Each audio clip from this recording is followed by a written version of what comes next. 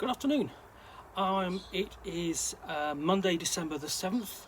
I am back in the region Nook on a slightly damp and chilly day with another parcel or package, and this one has come from San Antonio in Texas. So let's get to it. I think I know what this is just from looking at that. SW could be swordfish. So let's get this open.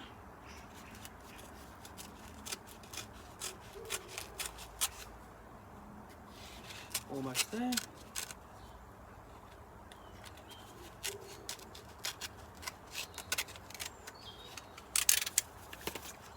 Like that. And there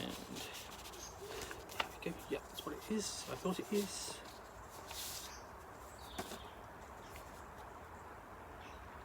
Okay, so this is Beyond the Borderlands issue 1 by Gnarled Monster.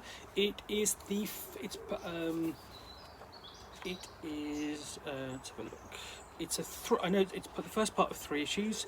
It's a design born into the author's desire to run the classic B2 module, Keep on the Borderlands, and basically to make something more of it. And this is published by Swordfish Islands. So what you've got is you have a little froggy sticker. I'm not quite sure what this is, but frog with a spear. Could be a Sagurgan, something backtracking anyway. And here's a map of his region. That's really quite nice. And then you get into essentially the elements of Beyond the Borderlands, or Keep on the Borderlands. Okay, so we've got Keep there, which will look very much like the Keep from the Keep on the Borderlands. And then we go on to basically area map there. I'm not quite sure what that is. We'll basically out into the game, the Keep's domains and so on, the regions around, hunting, basically hunting lands.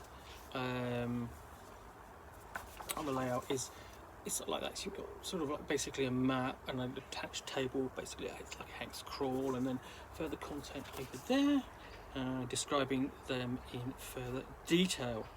So dusky woods, sludgy bog, and so on. In some ways, it's a pity that they don't actually do a map of these areas put together all in one. Well, they sort of do. It's this, but it's not. I don't think that's quite as easy as it could be to read just on first inspection. But it's bright, colourful.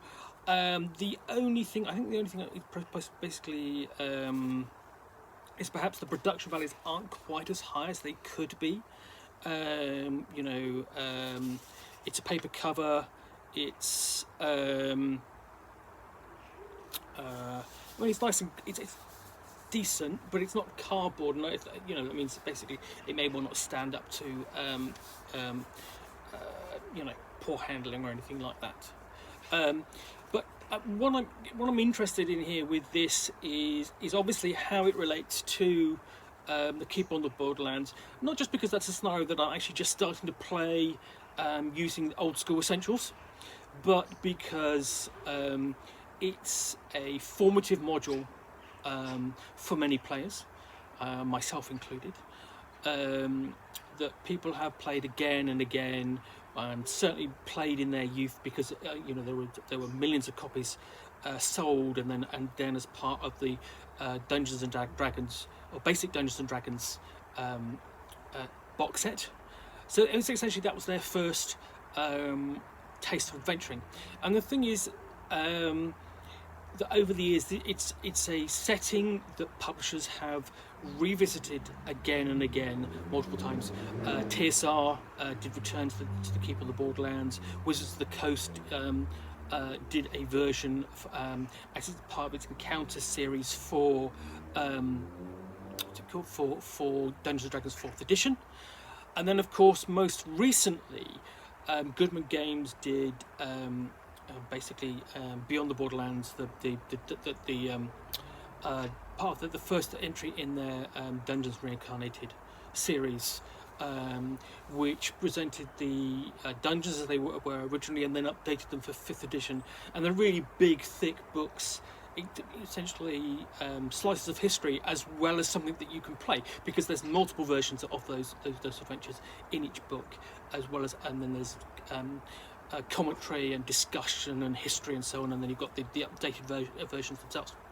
So this essentially will literally be beyond the Borderlands for me, because I made that book from a Goodman Games my 999th review, because I've done a whole series of reviews looking at Keep on the Borderlands, B2 and then B1, In Search of the Unknown, basically looking at sort of like the different ways that publishers, large and small, have revisited that setup.